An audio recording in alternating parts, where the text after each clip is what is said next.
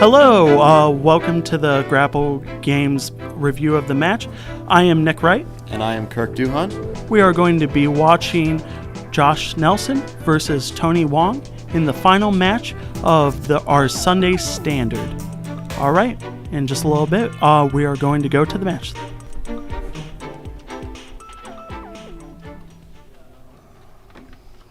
All right, we're starting off here. The players are shuffling up and getting ready. Looks like Tony had to mulligan down. Yeah.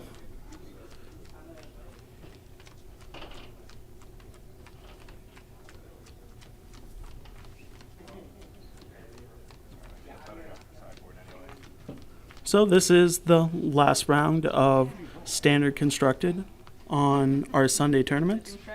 We have both Tony and Josh Nelson preparing to battle here. Tony's usually in the top pretty much in every tournament I've seen. He's a really strong player. Yeah, definitely is. He puts a lot of work and a lot of time into doing this. And just looking at the deck list, they both have pretty aggressive decks here. It'll be interesting to see. Usually you have the aggressive versus control balance back and forth, but having two aggressive decks on the field will be interesting. And right away, a strong Kirk Noble from Josh. It's a very strong play, especially without a blocker coming off of Tony's field. Yeah, he'll definitely be able to make that 2-2 right away. All right, first blood.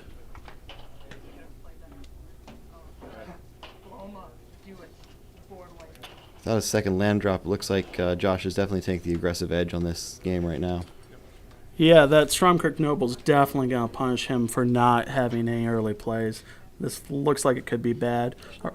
Shotgun is stomping ground to the Dreadboard. The Noble is going to stop that build-up, but I don't know if that's going to be enough at this point, especially with having a shotgun in and take the extra 2 damage. He's losing that race. Yep. No turn foreplay from Josh, though. That relieves the tension a little bit here. And Tony has out... Experiment 1? Experiment 1. Sorry about that. I was blanking. Oh, a Thundermaw Hellkite. That's going to be 5 damage, and Tony does not have any responses to that. If he was under pressure before, this is just multiplied that. If he can pull some removal, he might be able to stabilize, but it's not looking good at this point. Let's see. Another Dreadboard would definitely help. No, That's it's a not Drag gonna be Mangler. enough. He is going to return the aggression, but 5/5 in the air, plus whatever Josh plays on next turn. Things aren't looking good. Let's see what Josh does in response to this. Tapping 5. He's hesitating. But another Thundermaw Double Hellkite. Hellkite. That'll be game 1. Kills him. Oh, boy. Wow. That was absolutely the worst thing to see, missing that land drop. Well, it's already on to game 2. I think that was just under the 3-minute mark, but missing a land drop, then getting double Hellkited. That thing's just so brutal. 5/5 flying haste. Jeez. After getting dropped that low, an Experiment 1 on your turn 4 is just not what you want to do. Right. It'll be interesting to see how these matches play up going forward. Josh seems to have a mostly mono red deck splashing white, while Tony, it looks like he's going 3-color aggro here. Let's see if the difference between that will cause any tempo issues as far as getting lands on time. Well, what I'm thinking is with the sideboarding, Tony's probably going to be able to put in more removal because he has more access with his colors. Oh, yeah, most definitely. Both players here are sideboarding. It'll be interesting to see what they pull out against another aggressive deck. Well, I think that was 8 cards that Tony just pulled out to sideboard, so that's a really heavy. So he must have a lot of aggro answers in his sideboard right now. Yep, that'll be definitely interesting to see. I mean, removal's going to be the key here.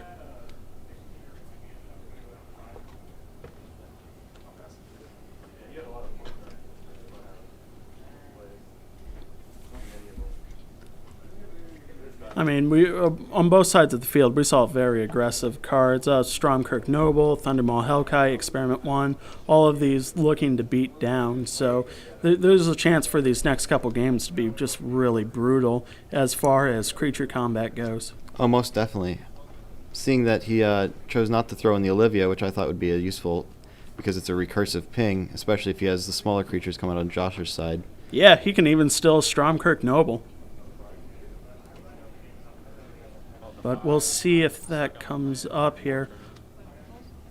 Yeah, we'll have to see how it plays out in the next game.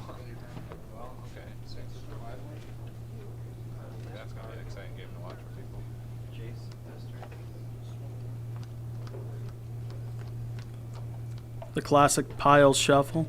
Definitely is effective at randomizing. Gives a little downtime here. Yeah, it certainly does. Although I have to say, sometimes players, if they pile shuffle, they tend to do a mana weave, which causes them to lose some consistency in their draws. Yeah, hopefully though, Tony's gonna follow this up with a couple drifts like Joss is doing now. That can do a lot to add randomization. Yeah, and fix those kind of problems. Yep. Also be interesting, normally it's not too big of a deal, but now with both decks being aggressors, I wonder how much shock lands are going to affect, like actually wondering that two damage. That's true. In this race, having that 2 might be more of an issue than like if you're a control deck versus an aggro deck, whereas the aggro deck's not really worried about their life total that much. Yeah, I mean, they probably neither of them have little, if any, life gain in all of their deck. I mean, they're 20, and whatever damage they take to that's probably going to be permanent. Yeah, the only one that might have a little bit is if Josh has something in white that's useful for life gain, but right. I don't think he will. Not with what I we've can't seen even so think far. of what it would be. Unless he boarded in some extra burn with maybe a War Leaders, but I don't see that Right. being a good potential. Yeah, definitely has a possibility.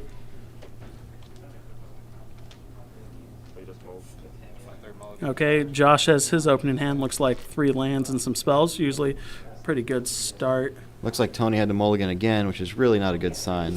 No, especially being down a game and choosing to play first. He's not going to get that extra card back. Let's hope that doesn't make a difference, especially if it comes down to a removal war.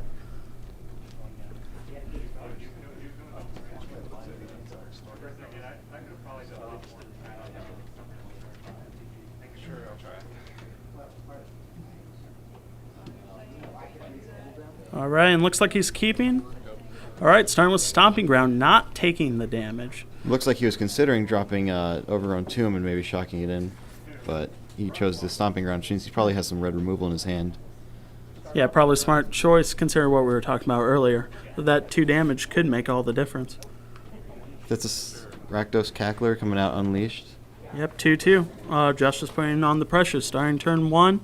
Oh, he Woodland Cemetery playing Burning Tree into Mog Flunky.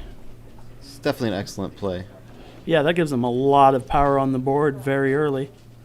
Let's see what Joss's response. Pillar on the Burning Tree. It's very strong. Makes the Mog Flunkies pretty much useless. Yeah, they're not doing anything there.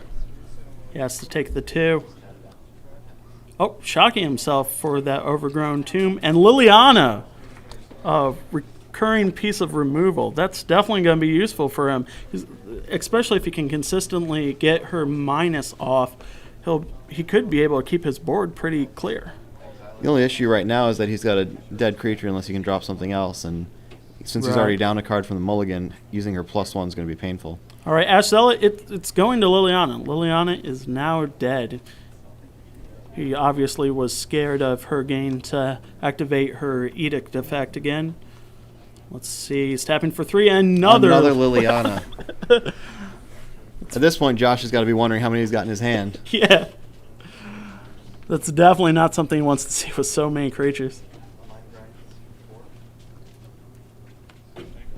Another Haster, Hellrider. Does Tony have a third one? Is he even running a third one's the question.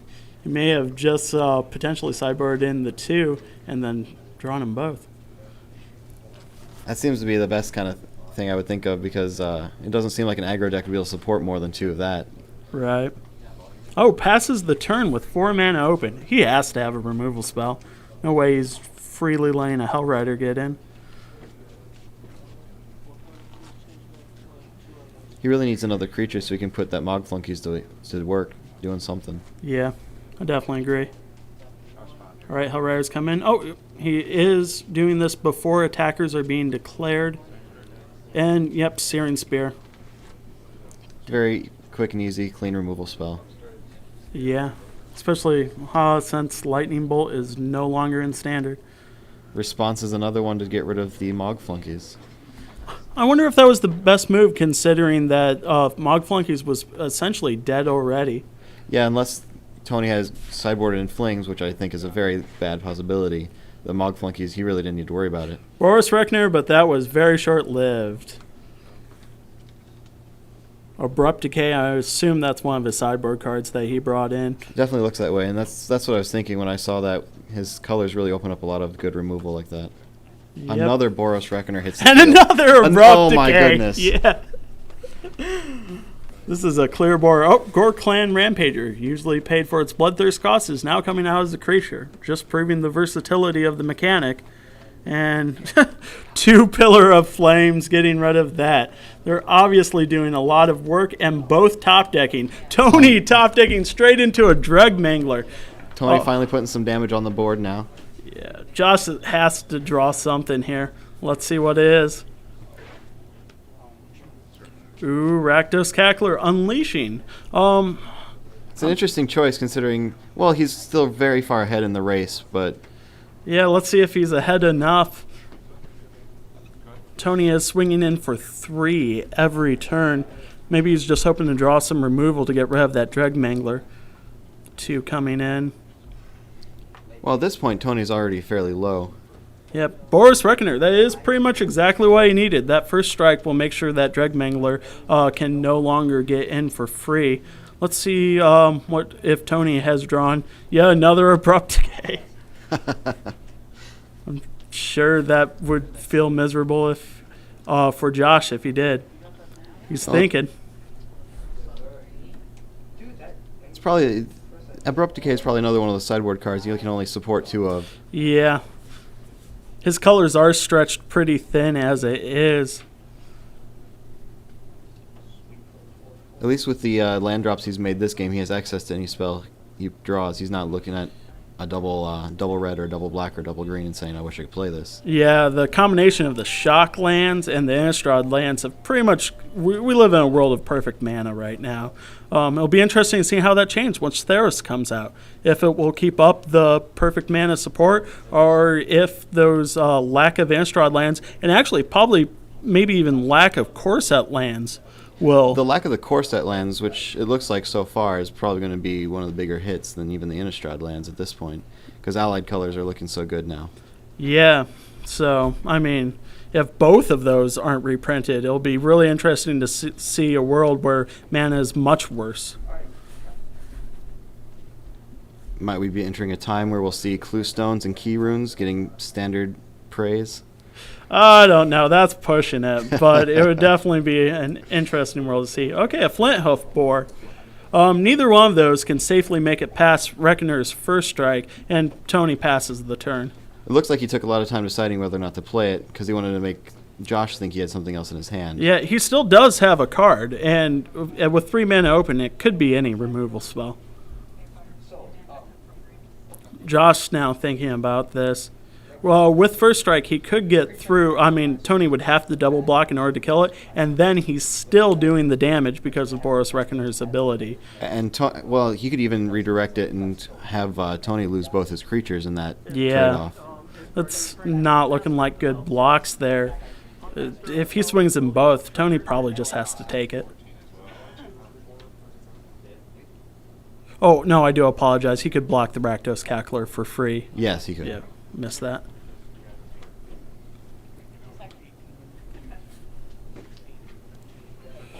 A lot of time deliberating here. This is, I mean, these 2 last actions are probably the actions that are going to determine this game. They're definitely they're definitely worth considering, and taking time to think, even though you may think you have an obvious answer, is definitely what sets the people who do consistently make it to the top table apart.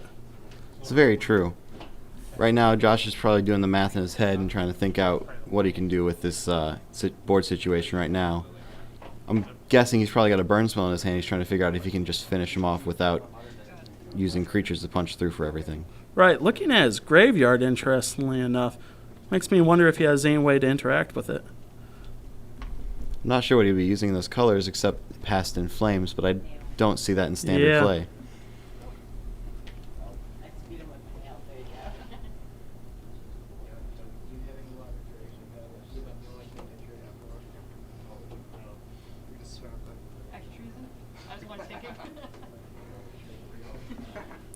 A lot of time deliberating here.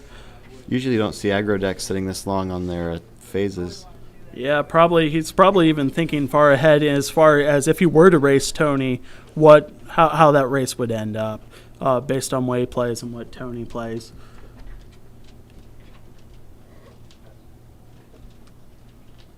Hellrider is definitely going to be a race-winning card if he can get everything through. Yep. Especially with that extra damage going into him just by having his creatures attack. And yeah, he's sending everything in. He seems pretty confident that he can win this race, matching the Dreg Mangler up to eat the Cackler and the Flint Hoof board to trade with the Hellrider. But he's taking that 3 automatically and then another 3 from the Boros. So that's a 6 to the face right there. Yep. And leaves them each with 1 creature. Both a 3/3 creature. Seems that Tony's going to try to potentially win this race as well. Yeah, he's bringing it in. Tony either has something in hand, does have something in hand that makes him think he can win this race. Since he didn't use it in his main phase, it's probably not a Dreadbore, which means it's going to be an instant speed burn, which means whatever he does to the Reckoner, if he tries to control it that way, is going to probably come back and either take out the Mangler or go to his face, depending on what Josh thinks he can do with his race. Yeah. Reckoner coming back in. Looks like, another abrupt decay. So far, every Reckoner has been answered by a decay. And a Searing Spear in response to clear the board again. Back to top decking. And just another Flint Elf boar. Puts Tony in a good position now that Josh is top decking. Top decking like a champ.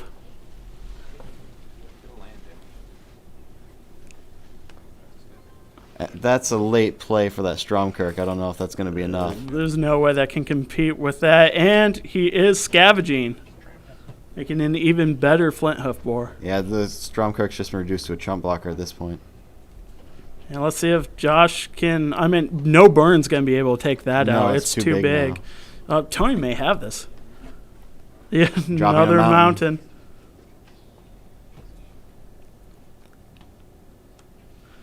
All right, and then Flint Hoof going in for what I do believe is lethal. And then playing out another Burning Tree, but no. Sacred Foundry.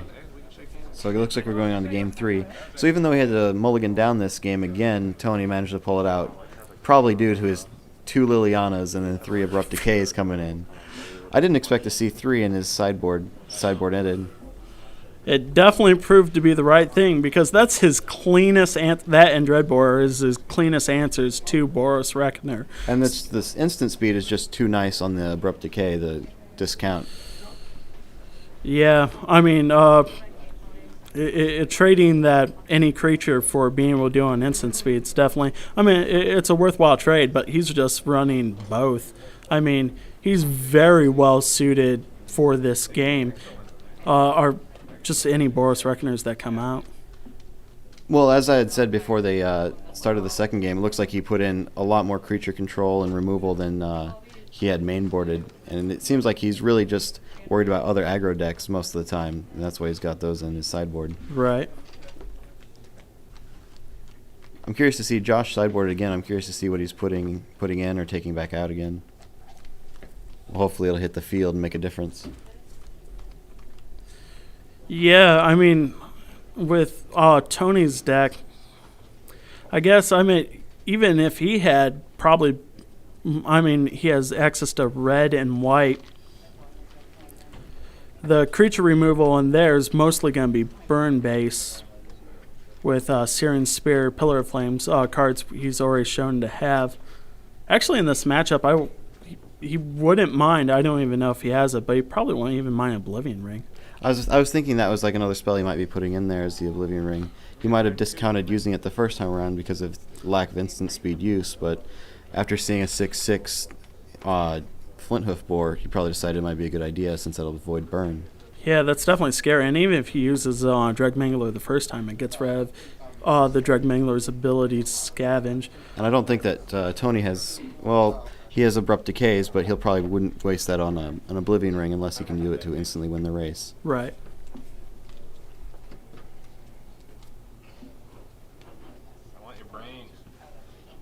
Kind of while they're shuffling. It was a pretty nice turnout on this Sunday. It looks like the Sunday tournaments have been seeing an increase in playership week after week. I'm hoping that's a trend that continues here. Speaking as a person that plays at these things, I have to agree. The Sundays are definitely increasing in popularity, and I'm glad to see it. I like to see that trend continue myself. It seems like they've been getting more competitive as well. As you can see, and the decks here are very, very strong, top-tier decks. Yeah, we have Josh Nelson up. He won a tournament this Friday. It would actually be pretty interesting to see if he can pull out Friday win and then a Sunday win as well. He would probably be feeling pretty good about that. And then Tony has been playing on the Magic circuit for quite a while. He's new to Grapple, but not new to Magic. And he's definitely consistently shown his ability to place high.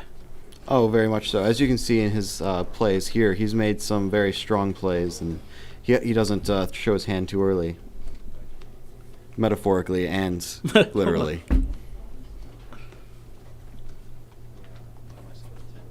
It'll be interesting to see if he has to mulligan again. Yeah, and it didn't seem to set him back one bit that last time. No, he saw his opening hand and knew it wasn't what he needed, and so he got rid of that and pitched it. And then he saw what he wanted in this next one, just kept it. So 6 cards that you want versus 7 cards that you don't makes a difference. Yep.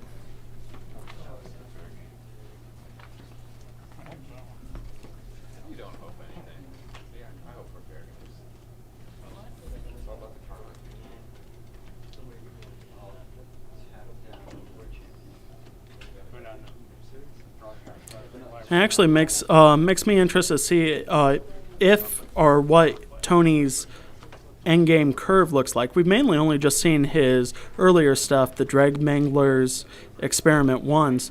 Makes me wonder what, if anything, he's running over 4 mana. Well, with what we've seen so far, it's potentially possible that he's only running his late game as the scavenging of his early game cards onto his early game cards later.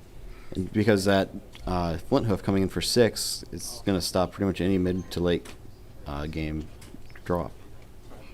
Definitely a threat. All right, it's Josh's turn to put down a shock land sideways, and so does Tony. No first turn plays from either deck. It's kind of surprising in this format. Yeah. Turn 2 Ash Zealot right out of the gate. 2 damage. They'll also punish, if it's able to survive, punish Tony for trying to scavenge as well. That's true. But with the amount of burn and removal on Tony's side, I don't think he'd let that happen too much. Nope. Let's see if there's going to be a removal or a creature turn 2.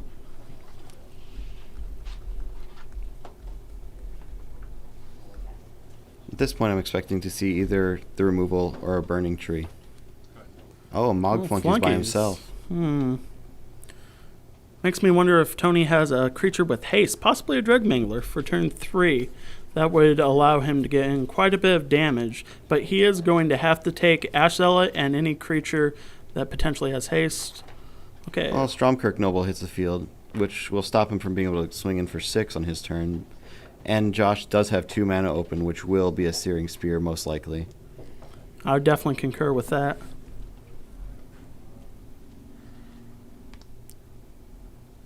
If Tony does have a 3rd land drop, it must be a shock. He's considering Yeah, if he wants to do that damage. He does not. He puts the shock in sideways. Potentially sitting on removal. The only creature I can think at 2 would have been Strangleroot, guys, but it's not. So it leads me to believe he Abrupt Decay in hand, or possibly a Searing Spear of his own. He's probably going to want to deal with that Ash Zealot. The first strike's going to be more dangerous to him right now than the Stromkirk will be. Yeah, both coming in. He does have responses, though. Let's see what he chooses.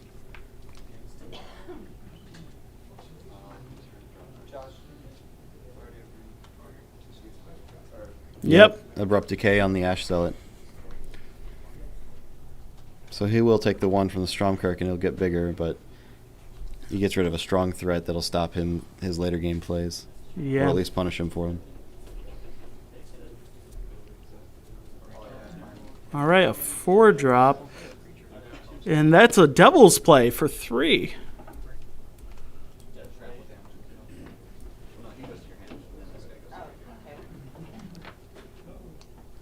Now, Devil's Play might not get a lot of time in the limelight, but it's a recursive burn that you really can't say too much bad about. Right. I definitely agree. A fireball is a fireball. Ooh, a Burning Tree Shaman into a Falcon Wrath Aristocrat. That is definitely a big play, and definitely something Josh did not want to see. That just turned the tables back into Tony's favor again. Oh, wow. A 4-1 in there that at instant speed he can sack to make indestructible thanks to the Burning Tree Shaman. That's probably the only reason he put the Burning Tree into play this turn, is so he could use it for that outlet. And as far as we know, Josh's removal is all burn, so there's not much he can do at all against this.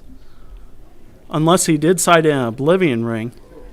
At least for Josh's side of the board, he will be able to keep swinging with the Stromkirk, as the Burning Tree is a human. Yeah, it's definitely interesting to see those kind of flavorful interactions happen here. Doesn't always come up, but when it does come up, it matters. Yeah. That is if he wants to continue trying to bring him down, or if he's going to leave the Stromkirk there as a blocker for the Burning Tree. Yeah, I mean, the most he could do is trade if he does that, but it might have to be what happens here. That 2 damage could kill him.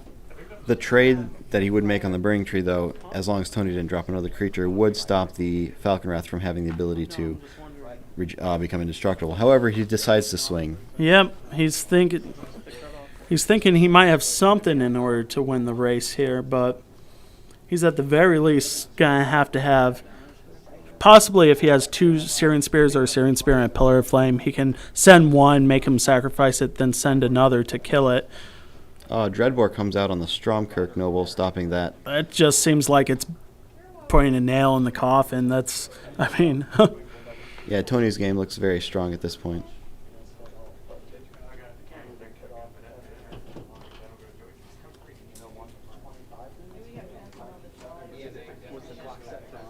He's paying 2 for something. Possibly a spear to the face? No, Flint Hoof Boar. Second main. That's interesting. Well, he had used the 2 for the Dreadbore, so he didn't have enough to give it haste. That is right. That's that. Josh doesn't play something useful here. It looks like it's going to be Tony's game on the next swing. Yeah, but it doesn't look like he has a lot of answers. Even if he played something like Blasphemous Act, which he doesn't, I don't think he has enough mana for, the Falcon Wrath could just sack the human to become indestructible. The best it would do is slow him down a turn. It's a shock, so even if he had a Blasphemous, they would have to shock it in if he take an extra 2 anyway. Yeah.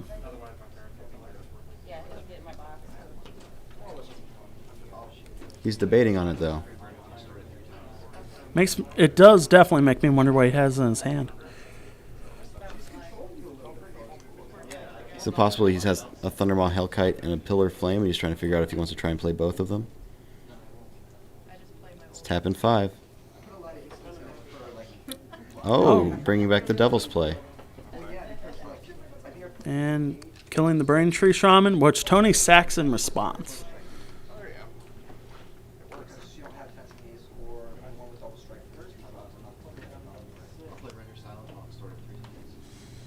All right. Josh is tapped out. If Tony has a haste creature, this is going to be game. It's a Hell Rider, so not only a haste, but it's extra damage on the board. Yeah, I'm not sure. And Gorkland Rampager. Josh reveals his hand as 3 increasing vengeances, which, if he had something else useful to play, would have been nice, but on their own do nothing. All right, and Tony wins it, coming back from a very bad game 1, but on game 2, he definitely played it the best he can, even though he mulliganed. It actually seemed to help him out there, as well as amazing sideboard choices. Oh, absolutely. He brought in so much removal. He brought in the 2 Lilianas, and as far as we can tell, he brought in, looks like maybe a playset of Abrupt Decays. Yeah, it was definitely a good game, and glad to see it. All right, that was the match. I'm Nick Wright. And I'm Kirk Duhon. Thank you very much for tuning in. Make sure to like the video and subscribe to our channel. You can also follow us on Facebook at Grapple Games, also our website, grapplegames.com. And if you're into Twitter, at Grapple Games exists as well. Well, thank you very much for tuning in, and we hope to see you next time. Thank you.